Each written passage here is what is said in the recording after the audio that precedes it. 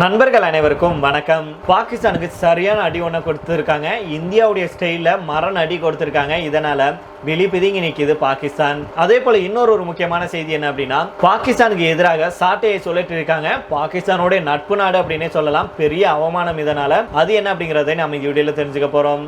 அதை தொடர்ந்து கடைசியாக பாத்தீங்க அப்படின்னா, தன்னுடைய புத்தியை காமிச்சிருக்கு சீனா. எல்லையில மீண்டும் குடைச்சல். இது இந்தியாவுக்கு புதிய சிக்கல் அப்படின்னே சொல்லலாம். அப்படி என்ன பண்ணிருச்சு அப்படிங்கறத தெரிஞ்சுக்க போறோம். அதுக்கு முன்னாடி நம்முடைய சேனலை சப்ஸ்கிரைப் பண்ணலன்னா சப்ஸ்கிரைப் பண்ணிக்கோங்க. நம்முடைய ஃபேஸ்புக், இன்ஸ்டாகிராம்ல நம்முடைய பேஜை ஃபாலோ பண்ணலன்னா மறக்காம ஃபாலோ பண்ணிக்கோங்க. இந்தியாவை தொடர்ந்து ஆப்கானிஸ்தானும் பாகிஸ்தானுக்கு செல்லும் நீரை நிறுத்தும் பணிகளை ஆரம்பிக்கிறாங்க. சிந்து நதி நீரை இந்தியா தன்னுடைய சொந்த தேவைக்கு பயன்படுத்த முடிவு செஞ்சுள்ள நிலையில, அதே போல பாகிஸ்தானுக்கு செல்லும் குனார் நதி நீரை ஆப்கானிஸ்தான் தன்னுடைய சொந்த தேவைகளுக்கு பயன்படுத்த முடிவு செஞ்சிருக்கு.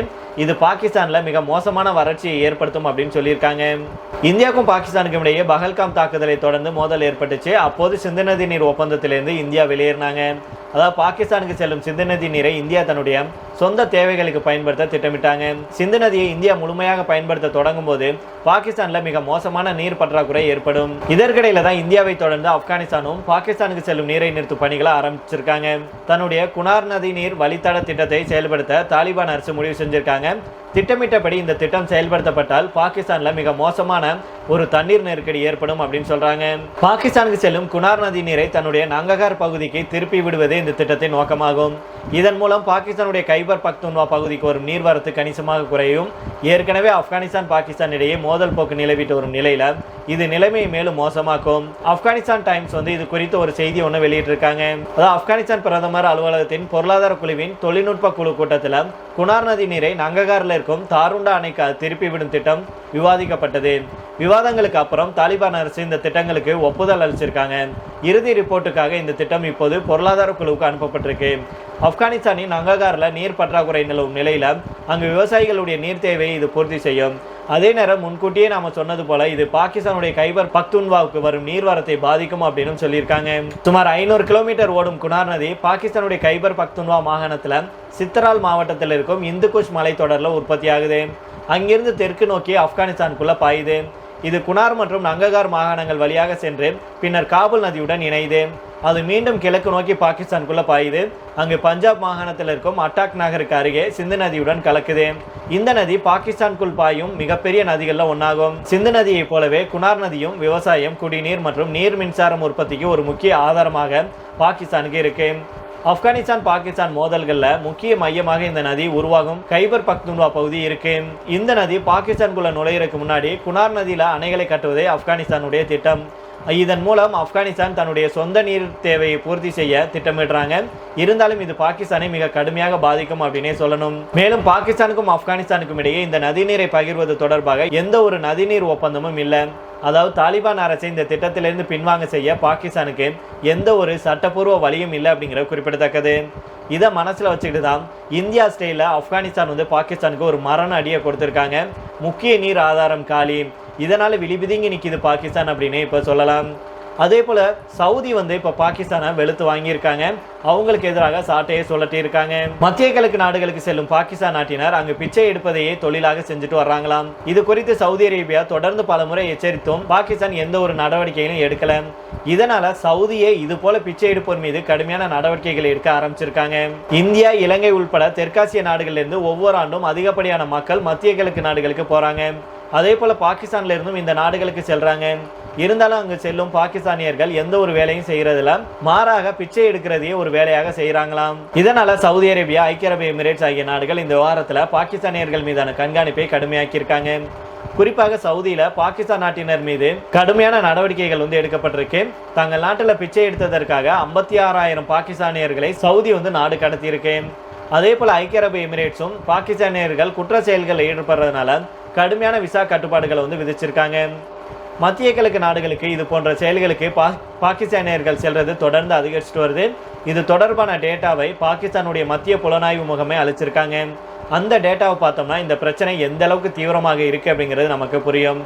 கடந்த 2025 மட்டும் மத்திய கிழக்கு நாடுகளில் பிச்சை எடுக்க செல்ல இருந்த 66,154 பேரை பாகிஸ்தான் அதிகாரிகள் தங்கள் ஏர்போர்ட்ல வச்சு கைது செஞ்சிருக்காங்க.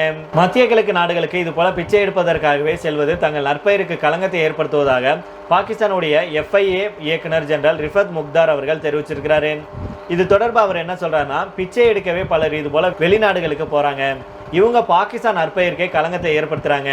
மத்திய கிழக்கு நாடுகளுக்கு மட்டும் சென்று அவர்கள் இது போன்ற செயல்களை செய்யறதில்ல. மாறாக ஆப்பிரிக்கா, ஐரோப்பா, கம்போடியா, தாய்லாந்து அப்படின்னு பல்வேறு நாடுகளுக்கும் சுற்றுலா விசாவில் போய் இது போன்ற காரியங்களை செய்கிறாங்க.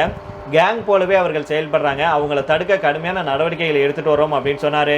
அதே போல இந்த ஆண்டு மட்டும் பிச்சை எடுத்த குற்றச்சாட்டுல 24,000 பாகிஸ்தானியர்களை சவுதி அரேபியா நாடு கடத்தியிருக்கு. ஐக்கிய அமீரகத்துல துபாயிலிருந்து சுமார் 6,000 பேரும், அசர்பைஜான்ல இருந்து சுமார் 2,500 பேரும் பிச்சை எடுத்த குற்றச்சாட்டுல நாடு கடத்தப்பட்டிருக்காங்க. இதையும் பாகிஸ்தான் தரப்பே உறுதி செஞ்சிருக்காங்க. பிச்சை எடுக்கவே பாகிஸ்தானியர்கள் வெளிநாடுகளுக்கு செல்வது எந்த அளவுக்கு பெரிய பிரச்சனையாக மாறி இருக்கு அப்படிங்கிறது இது காட்டுது அப்படின்னே சொல்லலாம். கடந்த ஆண்டே சவுதி அரேபியா இந்த சிக்கல் குறித்து எச்சரிக்கை விடுத்திருந்தாங்க. உம்ரா விசாவை தவறாக பயன்படுத்தி சவுதிக்கு செல்லும் பாகிஸ்தானியர்கள் அங்கு மெக்கா, மதீனா உள்ளிட்ட இடங்களில் பிச்சை எடுப்பதாகவும் அதை தடுக்க கடுமையான நடவடிக்கை எடுக்க வேண்டும் அப்படின்னு பாகிஸ்தானை சவுதி வலியுறுத்தியிருந்தாங்க. கட்டுப்படுத்த தவறினால் உம்ரா மற்றும் ஹஜ் யாத்திரிகர்களுக்கும் விசா கட்டுப்பாடுகள் விதிக்கப்படும் அப்படின்னு பாகிஸ்தானுக்கு சவுதி எச்சரிக்கை விடுத்திருந்தாங்க. இது குறித்து பாகிஸ்தானை சேர்ந்த வழக்கறிஞர் ரஃபியா சகாரியா அவர்கள் என்ன சொல்றாங்கன்னா, இது போல பிச்சை எடுப்பது பாகிஸ்தான்ல ஒரு தொழிலாகவே மாறிடுச்சு. இப்போது பாகிஸ்தான்ல இருக்கும் பலருக்கும் வேலை வாய்ப்பை கொடுக்கும் தொழிலாக பிச்சை தொழில் மாறி இருக்கு. உள்நாட்டில் வெற்றிகரமாக இருந்ததால இதை வெளிநாடுகளையும் செயல்படுத்த ஆரம்பிச்சுட்டாங்க. சவுதியில புனித தலங்கள் அருகே பாகிஸ்தான் பிச்சைக்காரர்கள் வெளிநாட்டு யாத்திரிகர்களிடமும் பணம் கேட்டு தொந்தரவு செய்யறாங்க அப்படின்னு சொல்லியிருக்காங்க. இதை தொடர்ந்து கடைசியாக பார்த்தோம் அப்படின்னா, இந்தியாவுக்கும் சீனாவுக்கும் இருந்த பகைமை உணர்வு மாறி தற்போதுதான் இரு நாடுகளும் நெருங்கி வர தொடங்கியிருக்காங்க. இருந்தாலும் அவ்வப்போது சீனா தன்னுடைய வேலையை காட்டி கொண்டுதான் இருக்கு. சீனா பிரம்மபுத்திரா அணை மூலம் குடைச்சல் கொடுக்க தொடங்கி இருக்கு. பிரம்மபுத்திரா நதியின் மீது உலகின் மிகப்பெரிய நீர் கட்டுமான திட்டத்தை சீனா திட்டமிட்டு இருக்கு. இது இந்தியா உள்ளிட்ட அண்டை நாடுகளுக்கு பெரிய பாதிப்பை ஏற்படுத்தும் அப்படிங்கிற அச்சம் அதிகரிச்சிருக்கு. பிரம்மபுத்திரா நதியின் மீது பெரிய அளவிலான நீர்மின் அமைப்பை கட்டமைக்குது சீனா. இது பிரம்மபுத்திரா படுகையை சார்ந்திருக்கக்கூடிய பகுதிகள் எல்லாம் மிகப்பெரிய விளைவுகளை ஏற்படுத்தும் அப்படின்னு சொல்லப்படுது. சீனாவில் யர்லுங் சாங்போ அப்படின்னு அறியப்படும் நதி இந்தியாவில் பிரம்மபுத்திரா அப்படின்னு அழைக்கப்படுது. இந்த நதி சீனா, திபெத் மற்றும் இந்தியா, வங்கதேசம் ஆகிய நாடுகளில் பயணம் செய்து இந்தியாவில் லட்சக்கணக்கான மக்கள் இந்த பிரம்மபுத்திரா நதியை நம்பித்தான் விவசாயம் செய்கிறாங்க. மேலும் இந்த இடமே சிக்கலான ஒரு இடம், சென்சிட்டிவான இடம் அப்படின்னு புவியியல் வல்லுநர்கள் சொல்றாங்க. இங்கே கட்டுமான தொழில்நுட்ப ரீதியாகவே மிகவும் சிக்கலானதாக இருக்கும் அப்படின்னு சொல்லப்படுது. அணைகள், நீர்த்தேக்கங்கள், சுரங்கப்பாதைகளால் இணைக்கப்பட்ட நிலத்தடியில் செயல்படக்கூடிய மின் நிலையங்கள் உள்ளிட்டவை அனைத்தும் இணைந்த ஒரு பெரிய நீர் கட்டுமான அமைப்பாக இது இருக்கும் அப்படின்னு சொல்லுது சீனா. வாஷிங்டன்ல இருக்கக்கூடிய சிம்சன் மையத்தின் இயக்குநர்களுள் ஒருவரான பிரைன் லயர் அவர்கள் இந்த கட்டுமான திட்டம் இதுவரை பூமி கண்டிராத மிக ஆபத்தான திட்டம் அப்படின்னு சொல்லியிருக்கிறாரு. சீனாவோ பல ஆண்டுகால ஆய்வுக்கு அப்புறம் தான் இந்த நீர் கட்டுமான திட்டத்தை நாங்கள் முடிவு செஞ்சோம் அப்படின்னு விளக்கம் தந்திருக்கு. சீனாவுடைய இந்த திட்டம் இந்தியாவுக்கு தான் பெரிய சிக்கலை ஏற்படுத்தும் அப்படின்னு வல்லுநர்கள் சொல்றாங்க.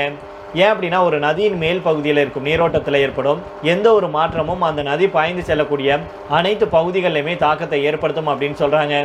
அதாவது வண்டல் படிவுகளின் நகர்வு, மீன் உள்ளிட்ட நீர்வாழ் உயிரினங்களின் இடம்பெயர்வு, பருவ காலங்களில் ஏற்படக்கூடிய வெள்ளப்பெருக்கு அப்படின்னு அனைத்துமே இதனால பாதிக்கப்படும் அப்படின்னு தெரிவிச்சிருக்காங்க. எல்லை பகுதியில் பிரச்சனையை உண்டாக்க வேண்டும் அப்படிங்கிற நோக்கத்திலேயே சீனா இது போன்ற கட்டமைப்பு திட்டங்களை கொண்டு வருவதாக குற்றம் சாட்டுறாங்க. டெல்லியில் இருக்கும் ஆசிய சொசைட்டி பாலிசி நிறுவனத்தின் துணை இயக்குனரான ரிஷி குப்தா. இதுக்கு முன்னதாக அருணாச்சல பிரதேச அரசு கூட சீனாவுடைய இந்த அணை திட்டம் மிகப்பெரிய ஒரு வாட்டர் பாம் அப்படின்னு குற்றம் சாட்டினாங்க. மத்திய அரசு சீனாவுடைய நடவடிக்கைகளை தொடர்ந்து கண்காணிச்சுட்டு வருவதாக சொல்லியிருக்காங்க. இந்தியாவும் 11,200 மெகாவாட் மின் உற்பத்தி திறன் கொண்ட ஒரு அணையை பிரம்மபுத்திரா மீது கட்ட முடிவு செஞ்சிருக்காங்க அப்படிங்கிறது குறிப்பிடத்தக்கது.